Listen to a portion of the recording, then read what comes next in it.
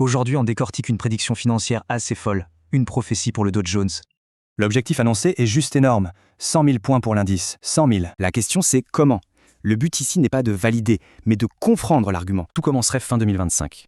Le marché est calme, mais c'est un calme très tendu. En jargon technique, ça s'appelle une bougie doji. C'est le symbole parfait de l'indécision. Pensez à une bataille entre acheteurs et vendeurs, qui finit sur une égalité parfaite. Impasse totale. Mais attention, ça, c'est juste en surface. En dessous, la pression monte, comme une cocotte minute. Et l'étincelle qui pourrait tout faire exploser? Une décision de la Réserve fédérale américaine. La source avance même une probabilité, 86%, que la Fed annonce une baisse des taux. On touche au cœur de la prophétie. L'idée que la montée du marché est quasi inévitable. Pour l'expliquer, ils prennent une analogie toute simple, celle des notes d'un étudio. Eh bien, c'est la même logique pour le Dow. Les anciennes données, plus faibles, sont remplacées. Ça crée ce qu'ils appellent une inertie statistique.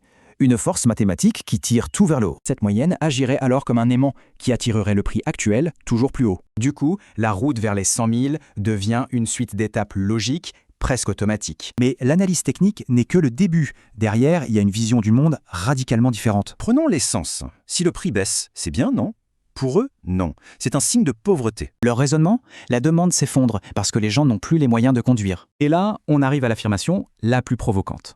La cible, c'est la légende Warren Buffett. L'argument tourne autour du prix d'une seule action de sa société, Berkshire Hathaway. Un prix aussi élevé, ce serait fait exprès pour exclure le petit investisseur, de l'élitisme financier en gros. Après tout ce cheminement, l'analyse nous laisse avec une dernière question en suspens. D'un côté, on nous décrit un marché qui semble prévisible, avec sa propre logique, sa propre mémoire. Mais si tout est écrit d'avance, quid de l'imprévu, le fameux signe noir? Et si, au fond, cette confiance aveugle dans le système était sa plus grande faiblesse?